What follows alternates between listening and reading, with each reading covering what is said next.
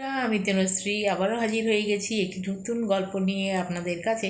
আশা করছি গল্পটি আপনাদের ভালো লাগবে। চলুন গল্পটি বলা শুরু করি। আজ যে গল্পটি লিখেছি নাম রেখেছি মায়ের স্নেহ। ছোট্ট একটি বাচ্চা মেয়ে, সে ক্লাস 2-এ পড়ে। ক্লাস 2-এর ছাত্রী। সে রোজই মার হাত ধরে স্কুলে যায়, আর স্কুল ছুটি হওয়ার পর আবার মার সাথেই বাড়ি ফেরে। এবার যেহেতু খুবই ছোট বাচ্চাটি, সে যেটা করে প্রত্যেক দিনই স্কুল ছুটি হওয়ার পরে তার স্কুলের থেকে বেরিয়েই বাড়ির দিকে রওনা হওয়ার সময় দৌড়ে বাড়ির দিকে এগিয়ে যায় আর কি। তা মা রোজই যেহেতু দেখে ছোট্ট মেয়েটি দৌড়াদৌড়ি করছে, মা রোজই বকাবকি করে। কখনো বাবা হাত ধরে টেনে নিয়ে এসে সাথে করে নিয়ে যায়, কখনো বা কোলে করে বাড়িয়ে নিয়ে যায়, যাতে বাচ্চাটি দৌড়োতে না পারে। এবার এই দৌড়োতে দৌড়োতে তার একটা অভ্যেস হয়ে যায়। সে স্কুল ছুটির পরেই স্কুলের গেট থেকে বেরিয়ে রোজই দৌড়ায়। সেদিনও যেটা হয়েছে, স্কুল ছুটির পরে মা গেছে নিতে বাচ্চাটিও স্কুল ছুটির পরে গেট থেকে বেরিয়ে রোজকার মতোই দৌড়তে শুরু করে। সেদিনকে যেটা হয়, কিছুটা দৌড়ে যাওয়ার পরেই বাচ্চাটি পড়ে যাওয়ায় তার হাত পা একটু কেটে কুটে যায়। তখন মা দৌড়ে আসেন, এসে তাকে বাচ্চাটিকে কোলে করে বাড়ি নিয়ে যায়। এবার বাড়ি যাওয়ার পরে বাচ্চাটি তো কাঁদছে, হাত পা কেটে গেছে।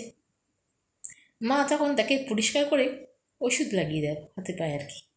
কিছুক্ষণ পরে বাচ্চাটি কাঁদতে কাঁদতে লক্ষ্য করে মা সেদিনকে আর বকছে না তাকে। মা চুপচাপ ওষুধ লাগাচ্ছে আর কাঁদছে। এবার বাচ্চাটি নিজের কান্না থামিয়ে আমাকে বলল, মা তুমি কাঁদছো কেন? আজকে তো আমি পড়ে গেছি, তুমি তো পড়ে যাওনি, তোমার তো লাগেনি, তুমি কাঁদছো কেন? মা তখন কোনো উত্তর দেন না সেই কথার প্রশ্নে আর কি।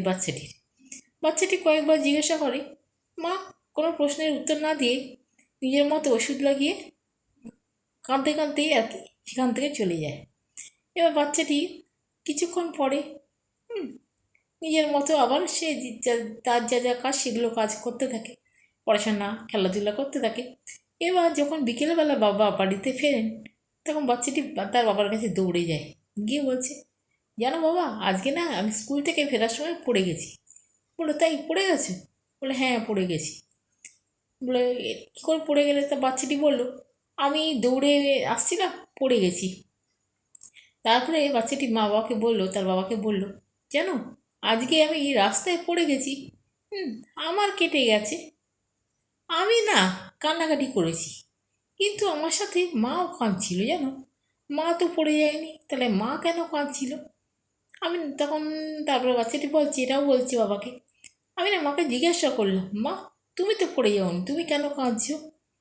বাবা কিছুক্ষণ চিন্তা ভাবনা করে বললো, কেন কাঁদছিলেন বলুন তো, বলো তো তোমার মা।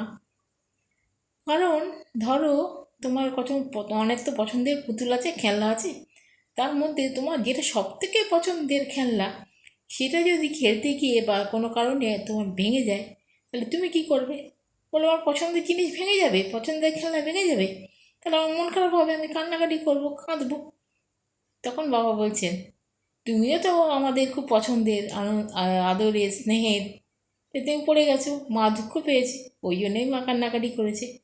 তখন বাচ্চাটি বুঝলো, ও আচ্ছা, ওই জন্যেই মা কান্নাকাটি করেছে। তারপর থেকে বাচ্চাটি আর দৌড়াদৌড়ি করতো না, মার সাথে হাত ধরে আবার বাড়ি ফিরে আসতো। আজকের মতো গল্পটি এখানেই শেষ করলাম। ফিরে আসবো আবার কোনো গল্পের সাথে আপনাদের কাছে। ততক্ষণ জন্য সঙ্গে বলছি টাটা।